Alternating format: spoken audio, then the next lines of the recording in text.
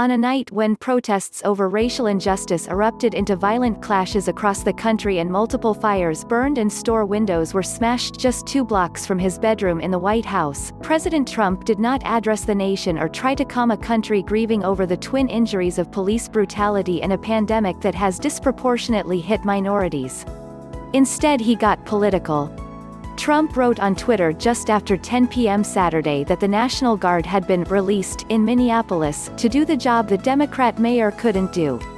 Shortly after noon the next day, Trump played the political card again, writing, "Other Democrat-run cities and states should look at the total shutdown of radical left anarchists in Minneapolis last night." It was a striking response to what appeared to be a turning point in the contentious era of racial tensions Trump has done so much to foment. Thousands of people marched peacefully in more than 70 cities across the country Saturday, and city leaders blamed the vandalism and arson on small groups. As of Sunday morning, about 5,000 National Guard troops were activated in 15 states and Washington, D.C. in response to civil disturbances, according to a statement from the National Guard Bureau.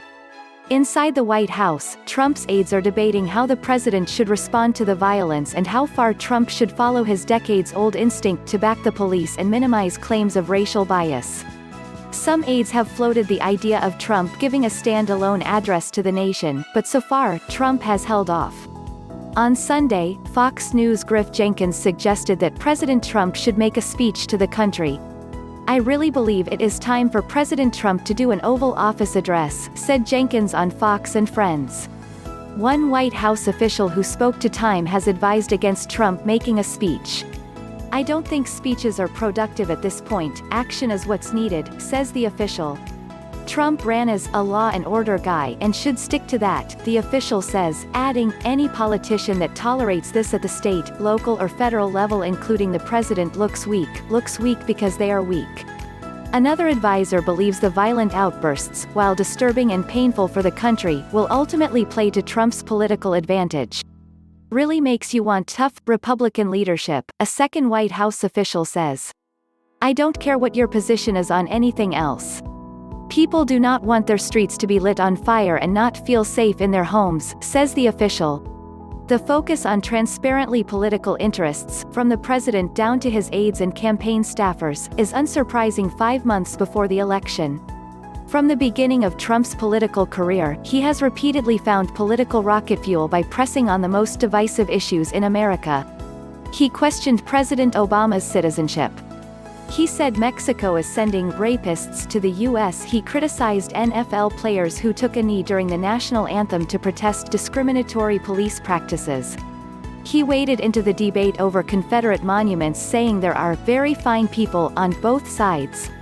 Now, as countrywide protests have surged following George Floyd's death in police custody in Minneapolis, Trump has turned up the heat again, stoking the flames rather than seeking to put them out. Earlier on Saturday, Trump wrote on Twitter that the Secret Service had been prepared with the most vicious dogs and ominous weapons for use against protesters and seemed to egg on a confrontation with his supporters by saying Saturday would be MAGA night at the White House. The clashes, and Trump's response to them, have driven stories off the front pages about the rising COVID-19 death toll and his clumsy handling of the pandemic response. Trump's leadership during the pandemic has taken a bite out of Trump's approval rating, a Washington Post-ABC News poll released Sunday found. Trump's approval rating with that poll had slipped slightly to 45%, down from 48% approving in March. The poll found Biden had widened his lead over Trump among registered voters, who favor Biden 53 to 43%. Now Trump finds himself on more familiar ground. He always seems more comfortable politically when he's driving toward a controversy rather than running from one. And that reflex is rewarded in the fervor of his base. Enthusiasm among potential Trump voters was higher than among Biden supporters in the Post-ABC poll, with 87% saying they were enthusiastic about supporting Trump and 64% were very enthusiastic.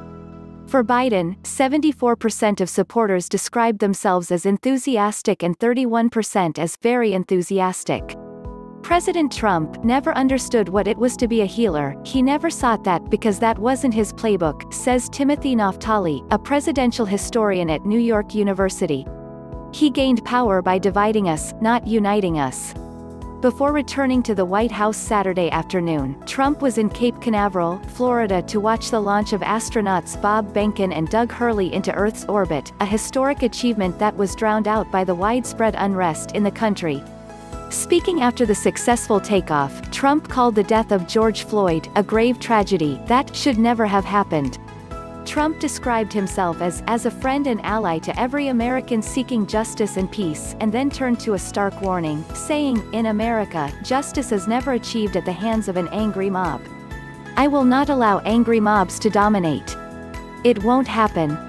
But it is Trump's reflex for division rather than his law and order talk that threatens to raise the stakes as violence mounts and racial tensions rise. With economic, racial, and political divisions deepening by the day, the country is left wondering just how far he is willing to go 5 months before the election, and what the cost will be. From Yahoo!